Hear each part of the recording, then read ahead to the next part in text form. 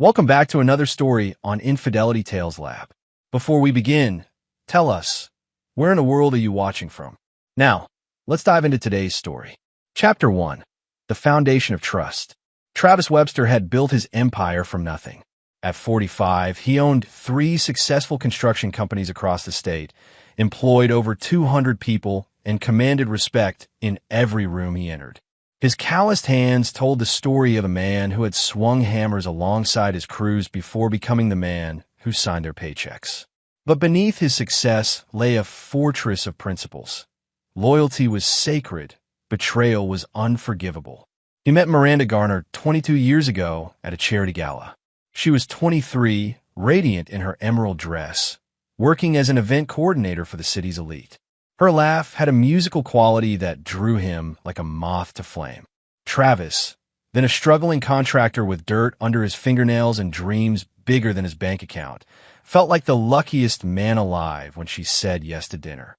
Their courtship was a whirlwind. Miranda was everything Travis thought he wanted: sophisticated, beautiful, connected to the right people. She helped him navigate social circles he'd never dreamed of entering.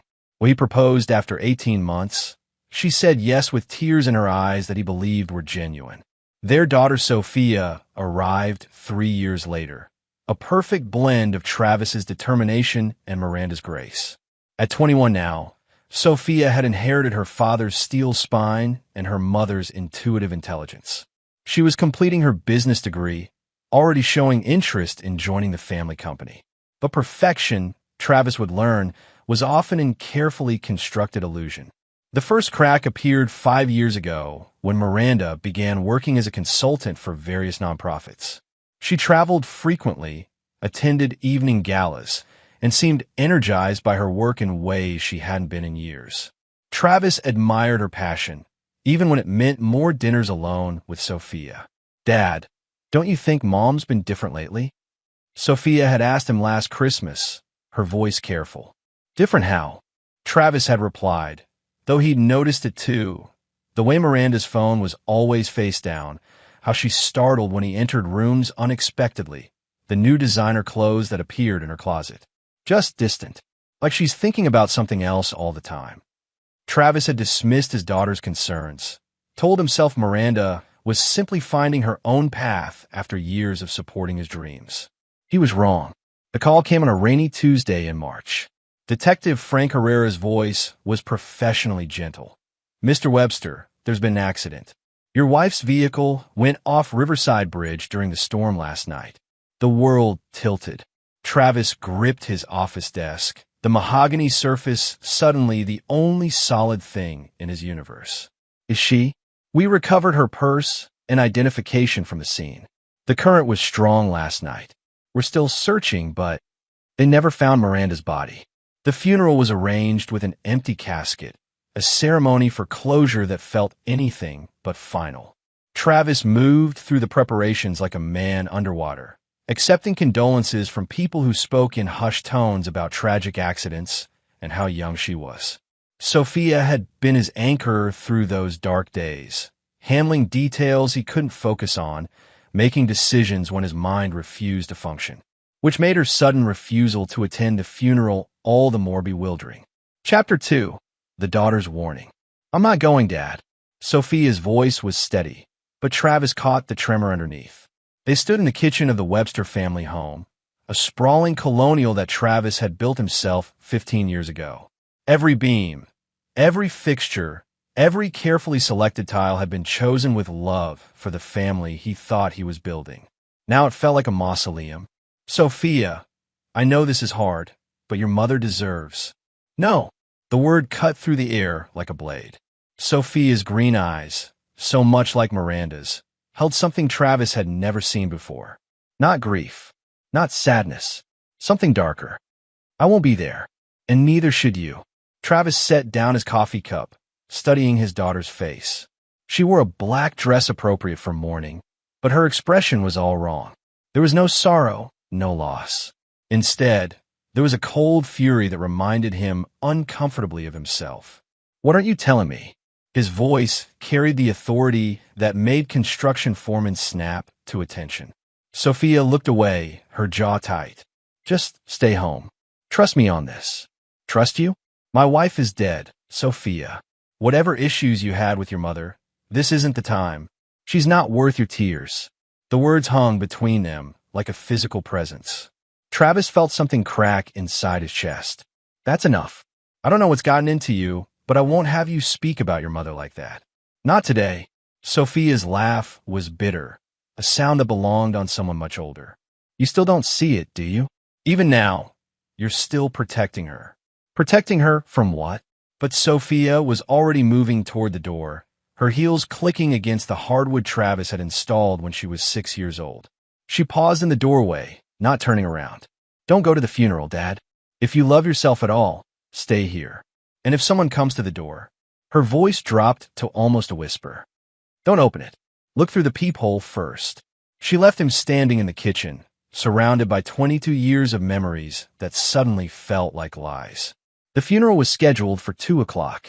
At 1:30, Travis sat in his study, staring at the wall of awards and photographs that documented his rise from nothing to everything.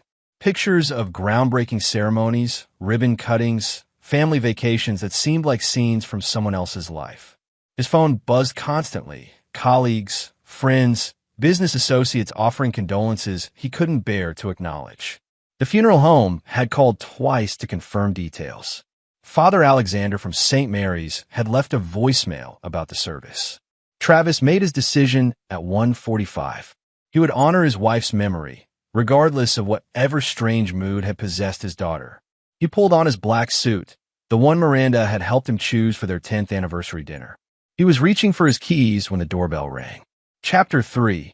The moment everything changed. The sound froze Travis mid-step. Through the front windows, he could see cars still parked in neighbors' driveways, children playing in yards, the world continuing its normal rhythm while his had stopped entirely. The funeral would be starting in 10 minutes. Who would come to his door now?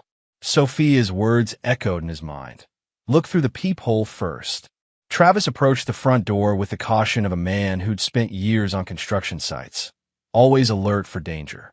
The peephole was a small circle of distorted glass, but what he saw through it made his blood turn to ice. Miranda stood on his porch. Not a ghost, not a hallucination brought on by grief. His wife, very much alive, wearing the blue sundress he'd bought her for their anniversary last year. Her hair was shorter, styled differently, but it was unmistakably her. She was checking her phone, glancing around nervously, very much the behavior of a living, breathing woman. Behind her, partially hidden by the porch column, stood Kyle Casey. Travis knew Kyle from the country club, a smooth-talking financial advisor who'd made a fortune managing money for wealthy widows and divorced socialites. He was younger than Travis by almost 10 years, with the kind of easy charm that made people trust him with their secrets and their bank accounts. Travis's hands shook as he watched his dead wife check her watch and whisper something to her lover. Kyle nodded and pulled out a set of keys that looked remarkably similar to the spare set to Travis's house. The pieces fell together with devastating clarity. The accident that left no body. The closed casket funeral happening right now across town. The insurance policies Miranda had insisted on updating 6 months ago. The gradual distance, the late nights, the unexplained expenses. His wife had faked her own death to run away with her lover, probably waiting until the funeral to retrieve something from the house. Documents, valuables, evidence they couldn't leave behind. Travis backed away from the door, his mind racing. They didn't know he was home. They thought he was across town, grieving at a funeral for a woman who was standing on his porch planning to rob him. But they'd made one crucial mistake. They'd underestimated Sophia. His daughter had known. Somehow, she discovered the truth and tried to protect him from the devastating revelation. The coldness in her eyes, the refusal to attend the funeral, the warning about the door, it all made sense now. Travis Webster had built his fortune on the principle that a man's worth was measured by his word, his loyalty, his ability to stand by his commitments. He believed in the sanctity of marriage, the bond of family, the trust between partners who'd sworn to love each other until death. Miranda and Kyle had just shown him how naive that belief made him. But they'd also made a fatal error in judgment. They thought Travis Webster was just another successful businessman who could be fooled, manipulated, and discarded when he was no longer useful. They were about to learn otherwise. Travis moved away from the door and pulled out his phone. Not to call the police. That would be too simple, too clean. No, this betrayal demanded something more personal, more fitting to the crime. He scrolled through his contacts until he found the number he wanted. Martin Pruitt answered on the second ring. "Martin, it's Travis. I need you to do something for me, and I need it done quietly." Martin had served 2 tours in Afghanistan before coming to work for Webster Construction as head of security. He was loyal, discreet, and had skills that went well beyond checking IDs at job sites. "Whatever you need, boss. I need surveillance on 2 people. Complete background checks, financial records, travel history, everything." And Travis's voice carried a chill that would have made his business rivals nervous. "I need them watched without them knowing it. Can you handle that? Consider it done." "Who are we looking at?" Travis watched through the peephole as Miranda grew impatient, motioning for Kyle to try the keys. His wife, his supposedly dead wife, was breaking into his house while her lover acted as lookout. "Kyle Casey and—" Travis paused, the words sticking in his throat like broken glass. Miranda Webster. Chapter 4. The Gathering Storm. 3 days after the funeral that never should have happened, Travis sat in his study reviewing Martin Pruitt's preliminary report. The documents spread across his desk painted a picture that made his earlier discoveries seem like minor infractions. Miranda and Kyle had been planning this for over a year. Bank statements showed regular transfers to an offshore account in the Cayman Islands. Kyle had purchased a small villa in Costa Rica under a shell company. Most damning of all, Miranda had taken out a $2 million life insurance policy on herself 8 months ago, with Travis as the beneficiary. The plan was elegant in its simplicity. Fake her death, let Travis collect the insurance money. Then Kyle would gradually move the funds offshore through his financial network while Miranda waited in Costa Rica for the heat to die down. Eventually, Travis would be framed for insurance fraud, leaving them free to enjoy their new life with his money. They'd been staying at the Riverside Hotel downtown, Martin reported, settling into the leather chair across from Travis's desk. Separate rooms, but Kyle visits hers every night. They think they're being careful. Travis's jaw tightened. What else?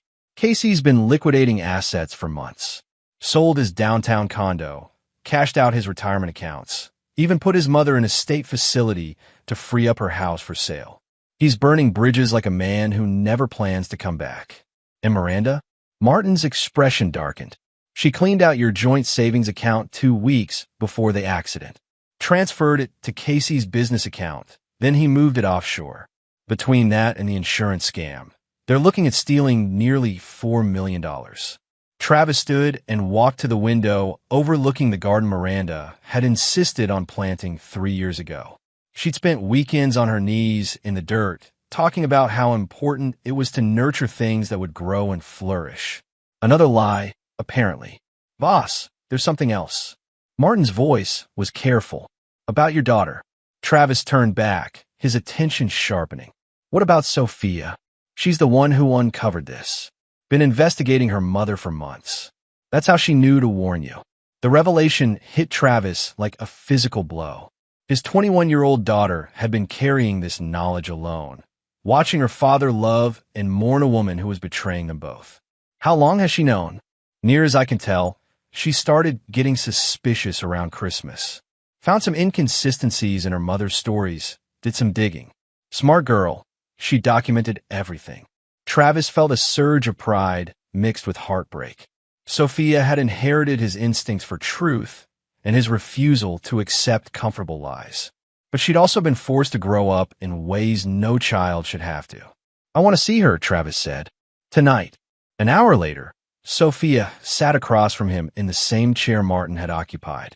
She looked older than her 21 years, as if the weight of her knowledge had aged her prematurely. I'm sorry I couldn't tell you sooner, she said quietly. I kept hoping I was wrong.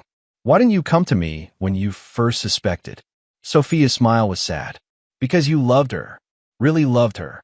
I've watched you two together my whole life, and I knew that finding out the truth would destroy something in you that could never be repaired. Travis reached across and took his daughter's hand. Her fingers were steady, strong, worker's hands like his own. You protected me as long as you could, he said. But now I need you to help me end this. What are you going to do? Travis's smile was cold enough to frost windows. I'm going to give your mother and her boyfriend exactly what they deserve.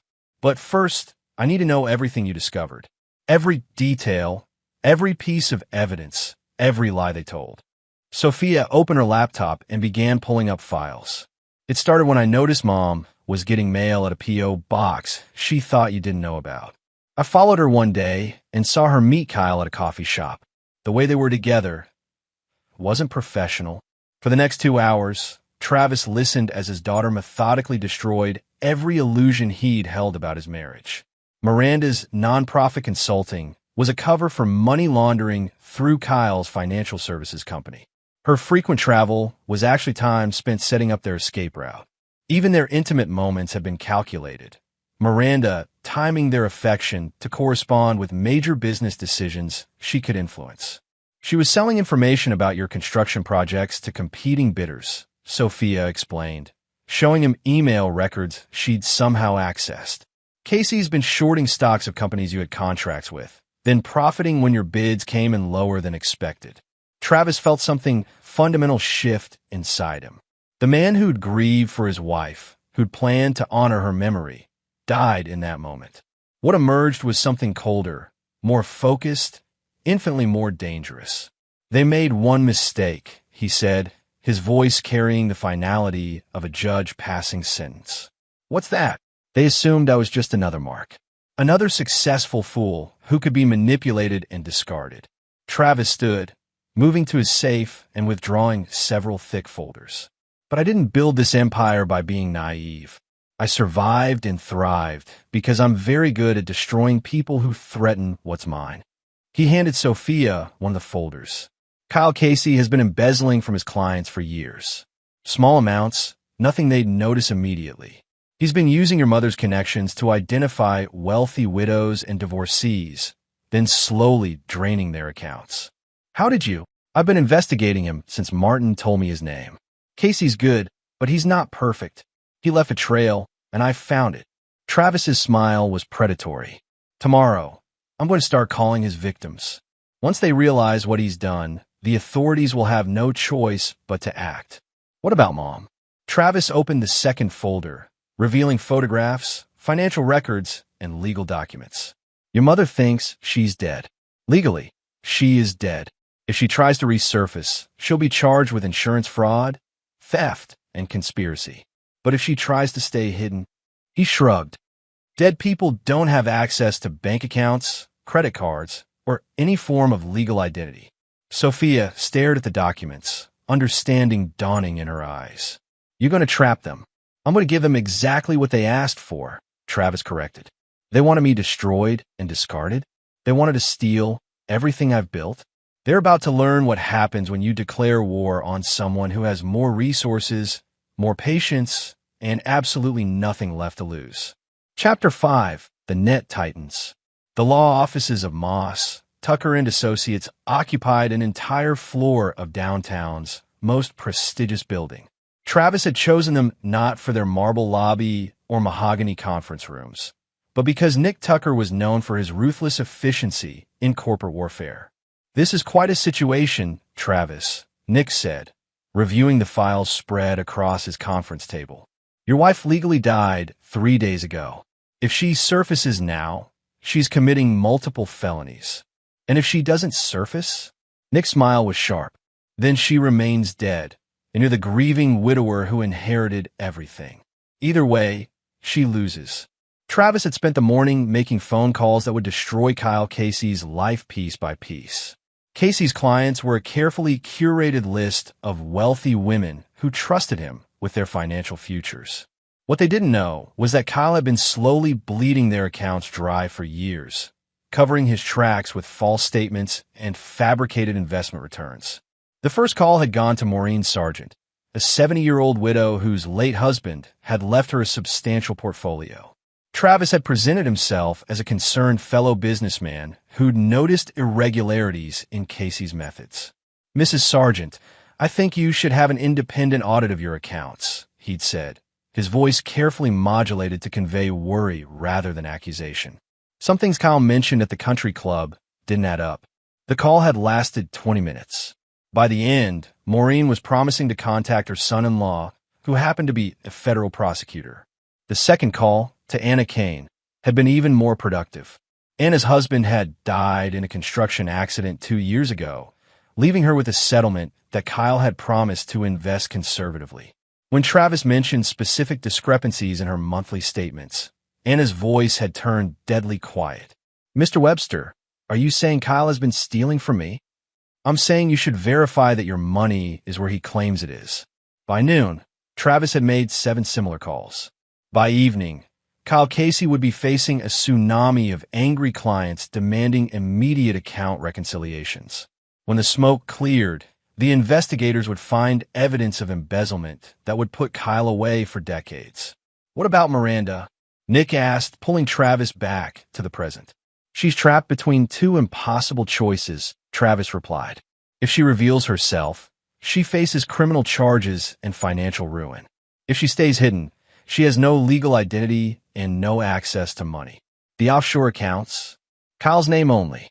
Miranda was smart enough not to leave paper trails, which means she's completely dependent on him for access to the stolen funds."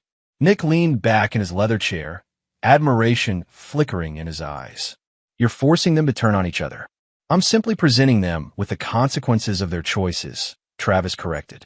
"Kyle will realize soon enough that carrying a legally dead woman around Costa Rica is more liability than asset. Miranda will discover that trusting her financial future to a man about to be arrested for fraud was poor planning." Travis's phone buzzed with a text from Martin. Casey just got his 3rd angry call. "He's packing." "It's starting," Travis told Nick. "Kyle's about to run, which means Miranda has very little time to decide whether she's going with him or trying to disappear on her own. And you're prepared for either scenario?" Travis's smile could have frozen hellfire. "Nick, I've been preparing for this my entire life. I just didn't know it until 3 days ago." That evening, Travis sat in his study with Sophia, monitoring the situation through Martin's carefully placed surveillance. Kyle and Miranda were arguing in her hotel room, their voices raised enough to be picked up by the listening devices Martin had installed. "Can't stay here," Kyle was saying. "The clients are asking questions. Someone's been talking to them. Who would know enough to—" Miranda's voice stopped abruptly. Travis could imagine the realization dawning on her face. There was only one person with access to Kyle's client list and detailed knowledge of his methods. Her supposedly grieving husband. "He knows," Miranda whispered. "Travis knows we're alive." "That's impossible. The funeral was yesterday. He was there, crying over your empty casket." "No." Miranda's voice was stronger now, touched with panic. "No, he wasn't. I never saw him at the funeral. We assumed he was there, but what if? What if what? What if Sophia told him? She's been acting strange for months, asking weird questions about my travel schedule, my work. What if she figured it out?" Through the surveillance feed, Travis watched Kyle pace the hotel room like a caged animal. Miranda sat on the bed, her face pale as she worked through the implications. "If he knows, then he's been planning this," she said slowly. "Travis doesn't just react to things. He plans. He prepares. Her voice trailed off as understanding hit her. "Oh God, the client's calling you. That's not coincidence." Kyle stopped pacing. "What are you saying?" "I'm saying we're not running from an angry husband. We're running from Travis Webster, and that means we're already caught." Travis felt a cold satisfaction as he watched his wife, his legally dead wife, finally understand the scope of her situation. She knew him well enough to recognize his methods, even if she'd been foolish enough to underestimate his resolve. "Dad," Sophia said quietly, "they're going to run tonight." "Let them," Travis replied. "Running won't save them. It will only make their eventual capture more inevitable." His phone rang. Nick Tucker's voice was crisp with barely contained excitement. "Travis, the FBI is opening an investigation into Casey's financial services company. 3 of his clients filed complaints today, and the preliminary evidence suggests systematic fraud going back at least 5 years. When will they move? Tomorrow morning. They'll freeze his accounts and issue warrants for his arrest if he tries to leave the country. Nick paused dramatically. Well, let's just say Costa Rica is lovely this time of year, but their extradition treaties are quite comprehensive. Travis ended the call and looked at his daughter. Sophia was watching him with something that might have been concern. Are you okay with this? He asked. What we're doing to your mother? Sophia was quiet for a long moment. When she spoke, her voice carried the same steel that had built the Webster Empire. She made her choices, Dad. She chose money over family. She chose lies over truth. She chose to destroy the man who loved her more than his own life. Sophia met his eyes. I'm not okay with what she did. What we're doing to her. That's just justice. Chapter 6. The Trap Springs. At 6:47 a.m., Kyle Casey was arrested in the lobby of the Riverside Hotel. FBI agents had been waiting since dawn, armed with warrants for his arrest and seizure orders for all his financial accounts. Travis watched from his car across the street as Kyle was led away in handcuffs, his careful composure finally cracking under the weight of inevitability. Miranda had already fled. Martin's surveillance showed her leaving through the hotel service entrance at 3 a.m., carrying a single suitcase and looking over her shoulder like a hunted animal. She was smart enough to know that staying near Kyle was suicide, but not smart enough to realize that running alone was worse. Where could she go? Sophia asked as they watched the FBI team secure Kyle's hotel room. Nowhere, Travis replied simply. Miranda Webster is dead. She has no identification, no credit cards, no legal existence. The woman running from that hotel is a ghost who can't access banks, can't rent apartments, can't even check into hotels without leaving a trail. His phone buzzed with an update from Nick Tucker. All offshore accounts frozen. Casey's cooperating, giving up information about the money laundering network. Says he was coerced by Miranda. Travis almost smiled. Kyle was doing exactly what he'd expected, throwing his co-conspirator under the bus to save himself. Not that it would matter. The evidence Travis had helped compile would put Kyle away regardless of his cooperation. What about the insurance money? Sophia asked. Still processing.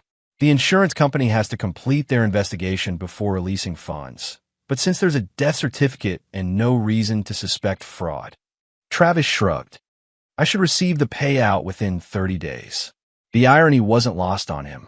Miranda's plan to steal his money through insurance fraud would end up providing him with the resources to hunt her down wherever she tried to hide. They drove home in comfortable silence, past the construction sites where Travis's crews were already at work. Life continued its normal rhythm for everyone except the 3 people whose world had imploded. Kyle was facing decades in federal prison. Miranda was discovering what it meant to be truly powerless. And Travis was just getting started. Back in his study, he reviewed the morning's intelligence reports. Miranda had withdrawn $5,000 from an ATM using Kyle's bank card before the accounts were frozen. She'd purchased a used car from a private seller, paying cash and using fake identification Kyle had arranged months ago. She was driving north, probably heading for Canada, where Kyle had mentioned having connections. She's trying to disappear completely, Martin observed, studying the tracking data. Smart move, actually, if she can get out of the country and establish a new identity. She won't make it, Travis said with certainty. Miranda thinks like a privileged woman who's never had to truly survive. She'll make mistakes. He was right. The first mistake came 6 hours later when Miranda used Kyle's credit card at a gas station in upstate New York. The card had been flagged by the FBI, triggering an immediate alert.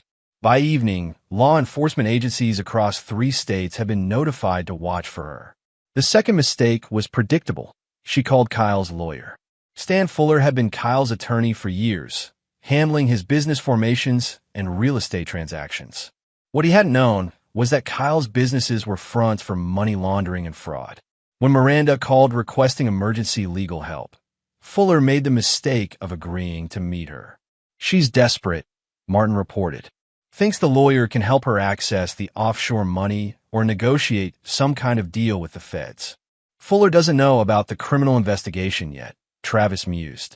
He probably thinks this is just a messy divorce situation. Want me to enlighten him? No. Let Miranda dig her grave a little deeper first. The meeting was scheduled for the next morning at a truck stop outside Albany. Miranda probably thought she was being clever, choosing a public place where she'd blend into the crowd of travelers.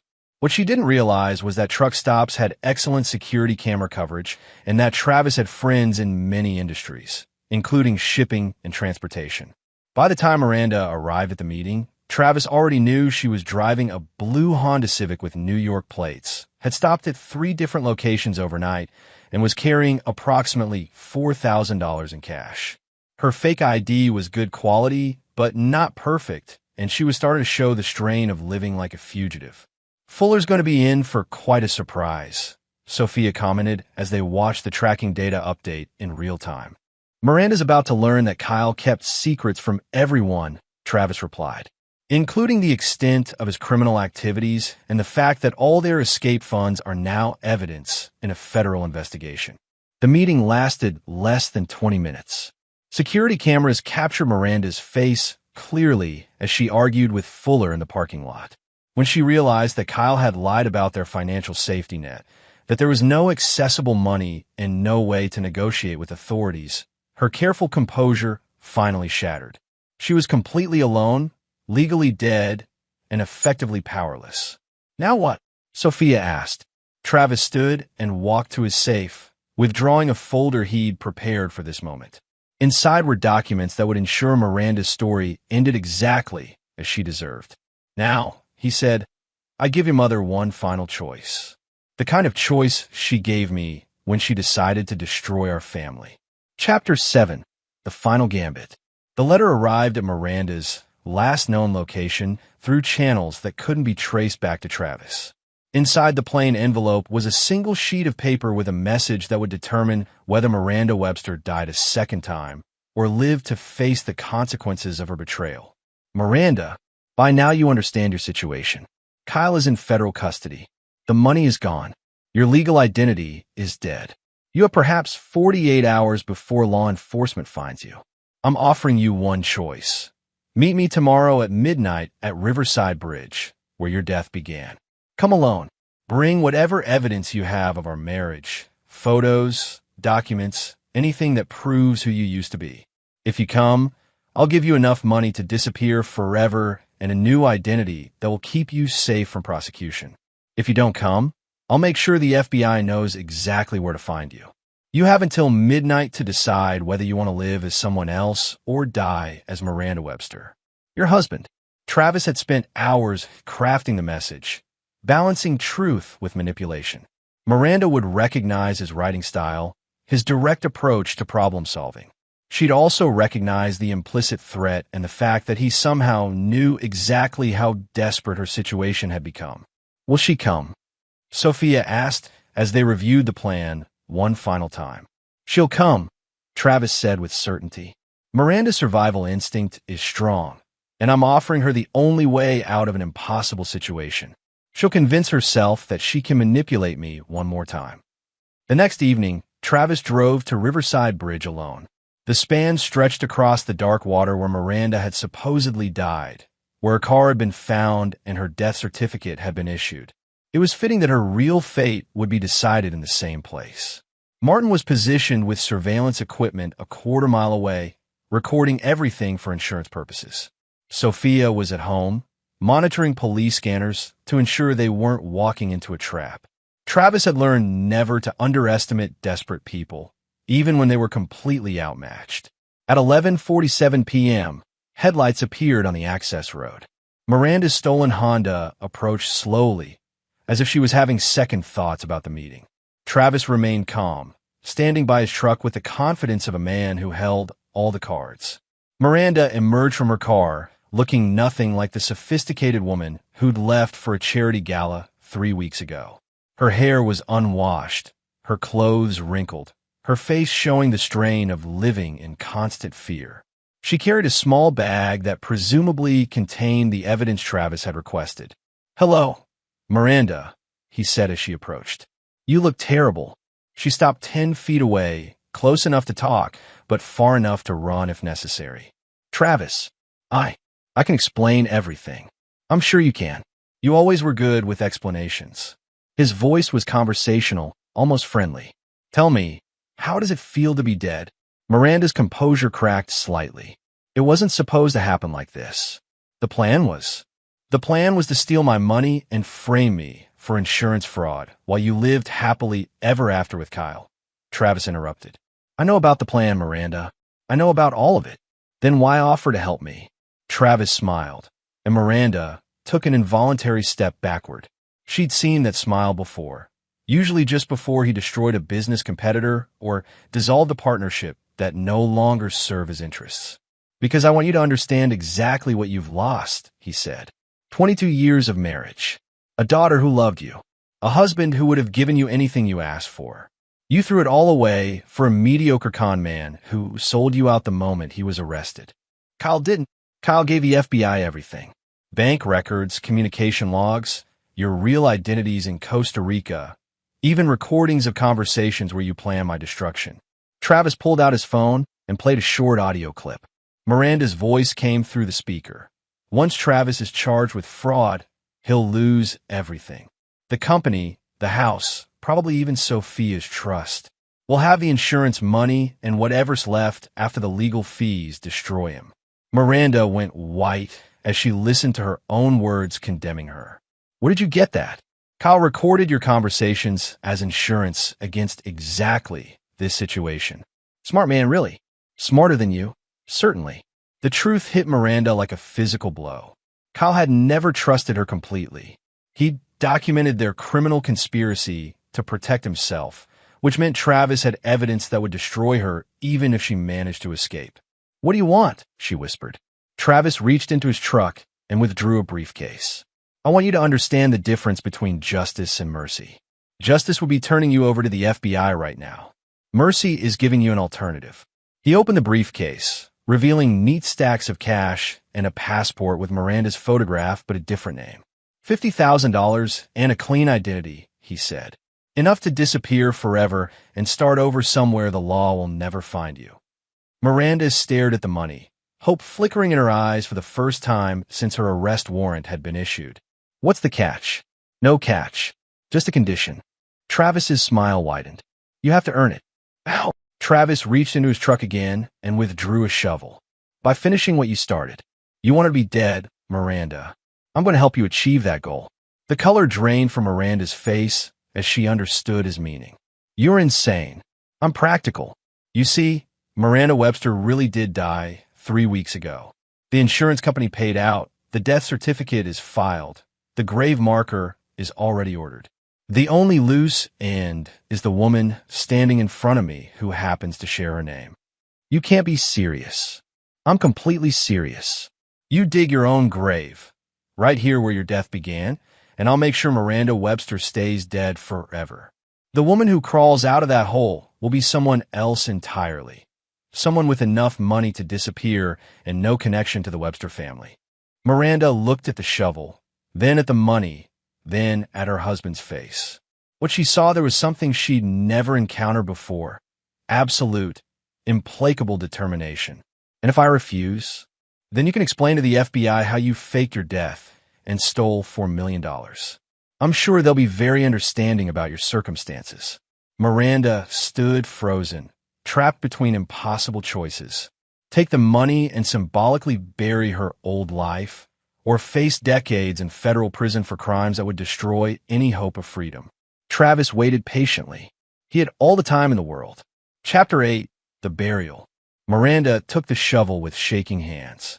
The ground near Riverside Bridge was soft from recent rain, but digging a grave, even a symbolic one, was harder work than she'd expected. Travis watched from his truck, occasionally offering helpful suggestions about depth and width while she struggled with the unfamiliar labor. Deeper, he said when she paused to rest. A proper grave should be at least 6 feet. You wouldn't want anyone to accidentally disturb Miranda's final resting place. This is insane, Miranda gasped, wiping sweat from her forehead. When people find out, who's going to find out? You're dead, remember? Dead people don't file complaints with the authorities. It took her 3 hours to dig a hole that met Travis's standards. By the time she finished, her manicured hands were blistered and bleeding, her designer clothes were ruined, and her face was streaked with dirt and tears. "Perfect," Travis said, inspecting her work. Now the hard part. He retrieved a small wooden box from his truck, the kind used for cremated remains. Inside were the last traces of Miranda Webster's legal existence: her driver's license, social security card, wedding ring, and copies of official documents that proved she'd ever lived. "Put them in," he instructed. Miranda stared at the contents, understanding that this was her point of no return. Once these documents went into the ground, Miranda Webster would be truly dead. There would be no way back to her old life, no possibility of reclaiming her identity. "The ring, too," Travis said softly. "You won't be needing it anymore." With shaking fingers, Miranda removed her wedding ring. The ring Travis had placed on her finger 21 years ago, promising to love and cherish her until death parted them. She placed it in the box with everything else that had once defined her existence. "Now bury it." The symbolism wasn't lost on either of them. Miranda was literally burying her old self, erasing every trace of the woman who'd been Travis Webster's wife. When she finished covering the box with dirt, that woman would be truly dead. It took another hour to fill the hole. Travis helped at the end, adding his own efforts to ensure the burial was complete. When they finished, nothing remained to mark the spot except slightly disturbed earth that would look natural within days. "Congratulations," Travis said, handing her the briefcase with the money and fake passport. "Miranda Webster is dead. Maria Santos is free to go anywhere she chooses." The new identity was perfect: birth certificate, social security number, driver's license, even a credit history stretching back 5 years. Travis had used the same networks that Kyle had accessed, but with better execution and more thorough planning. "How did you?" "I told you once that I'm very good at destroying people who threaten what's mine," Travis replied. "I'm equally good at creating people when it serves my purposes." Miranda, now Maria, stared at the documents that represented her new life. "Why are you doing this?" "Because I want you to live with the consequences of your choices. Prison would be too easy, too final. This way, you get to spend the rest of your life knowing exactly what you traded away for nothing." "For nothing?" Travis's smile was cold as winter morning. "Kyle's going to prison for 25 years minimum. The offshore accounts are seized. Your house in Costa Rica was purchased with stolen money, so it'll be confiscated. You have $50,000 and a fake identity, which means you'll spend the rest of your life working minimum wage jobs and looking over your shoulder." The mathematics of her situation were brutal. $50,000 might last 2 years if she lived carefully. After that, she'd be completely dependent on whatever work she could find without references, without education credentials she could verify, without any of the connections that had defined her privileged life. "You get to discover what it's like to build a life from nothing," Travis continued. "Just like I did 25 years ago, except I had talent, determination, and integrity. You have greed, desperation, and a talent for self-deception." Maria Santos gathered her money and documents, understanding that she was now truly alone in a way she'd never experienced. No family, no friends, no safety net except what she could create for herself. "Goodbye, Maria," Travis said as she walked back to her car. "I hope your new life is everything you deserve." She drove away without looking back, disappearing into the darkness like the ghost she'd become. Travis stood by the unmarked grave for several minutes, saying a final goodbye to the woman he'd loved and mourned. Miranda Webster was truly dead now, buried along with 22 years of marriage and all the dreams they'd once shared. When he finally left Riverside Bridge, Travis felt something he hadn't experienced since childhood: the complete absence of emotional attachment to outcomes beyond his control. Miranda had made her choices. Kyle had made his. Sophia had proven herself worthy of trust and respect. Now Travis was free to focus on what he did best: building, creating, and protecting what mattered to him. Chapter 9. New Foundations. 6 months later, Travis stood in the conference room of Webster Construction's new headquarters, reviewing expansion plans with his management team. The insurance payout had provided capital for aggressive growth, allowing him to acquire two smaller competitors and bid on projects that would have been impossible before. The Portland development alone will employ 300 people for 2 years, Martin reported, his security expertise having evolved into broader business operations. We're looking at $40 million in revenue, with potential for follow-up contracts if we deliver on schedule. Sophia sat at Travis's right hand, her business degree finally complete and her role in the company formalized. She'd proven herself ruthless in negotiations and brilliant in strategic planning, traits that would serve the Webster family well for generations to come. "What about the Sacramento project?" she asked, reviewing the quarterly projections. "Finalized yesterday," Travis replied. "Groundbreaking starts next month." The business was thriving in ways that would have been impossible if Miranda's plan had succeeded. Instead of facing bankruptcy and criminal charges, Travis was expanding into new markets and establishing the foundation for a construction empire that would outlast him. His phone buzzed with a text from Nick Tucker. "Kyle Casey sentenced today. 25 years federal prison. No possibility of parole for 12 years. Justice served." Travis deleted the message without comment. Kyle Casey was no longer relevant to his life or his plans. The man had made his choices and was living with the consequences, just as everyone eventually did. "Dad!" Sophia's voice drew his attention back to the meeting. "The Memorial Scholarship applications are ready for review." The Miranda Webster Memorial Scholarship was Travis's masterpiece of irony. Funded with money from her life insurance policy, it provided financial assistance to young women from broken families who demonstrated exceptional academic achievement and moral character. The recipients were everything Miranda had pretended to be: honest, hardworking, deserving of investment and trust. "How many applicants this year?" 237.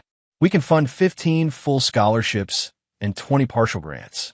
Travis felt satisfaction at the numbers. Miranda's death was financing opportunities for young women who would use them responsibly, who understood the value of education and the importance of integrity. It was a far better legacy than she would have created in life. The meeting concluded with discussions of new safety protocols and employee benefit improvements. Travis had learned that loyalty was earned through consistent actions, not demanded through authority. His crews were among the best paid in the industry, with comprehensive health care and retirement plans that ensured their family security. After the others left, Travis and Sophia remained in the conference room, reviewing personal matters that didn't require the entire management team's attention. "Any word about Maria Santos?" Sophia asked, her voice carefully neutral.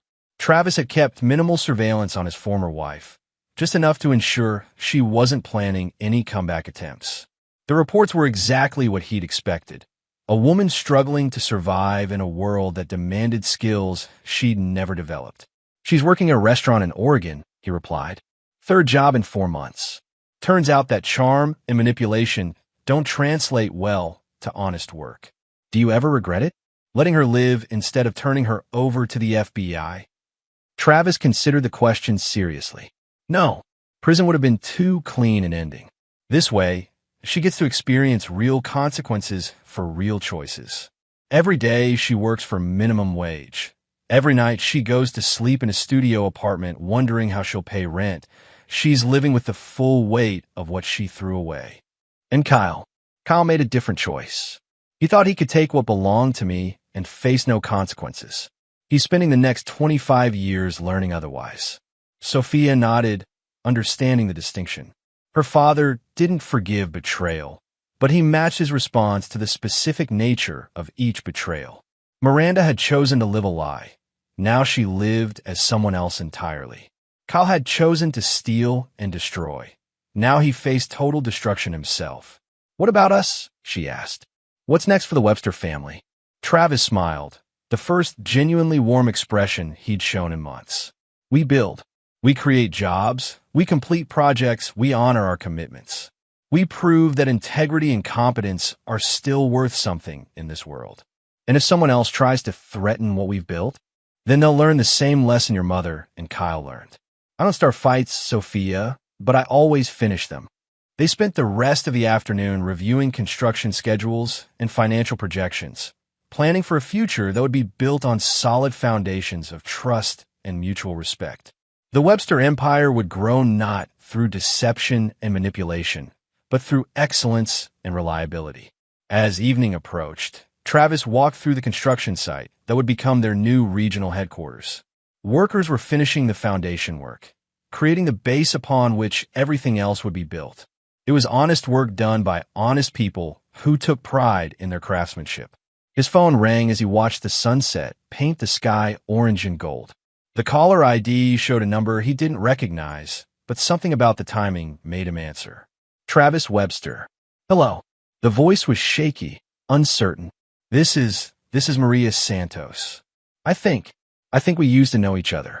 Travis felt no surprise, no emotional response at all. He'd been expecting this call for months. I'm sorry, he said politely. I don't know anyone by that name. You must have the wrong number. He ended the call and blocked the number. Miranda Webster was dead, buried at Riverside Bridge along with the naive man who'd once loved her. Maria Santos was a stranger who had nothing to do with his life or his family. Travis Webster had learned the most important lesson of his life. Some betrayals create opportunities for those strong enough to seize them. His wife's death had freed him to become the man he was always meant to be. Successful, respected, and absolutely ruthless in protecting what he'd built. The foundation was solid. Everything else was just construction. And there you have it. Another story comes to an end. What did you think? I'd love to hear your thoughts in the comments below.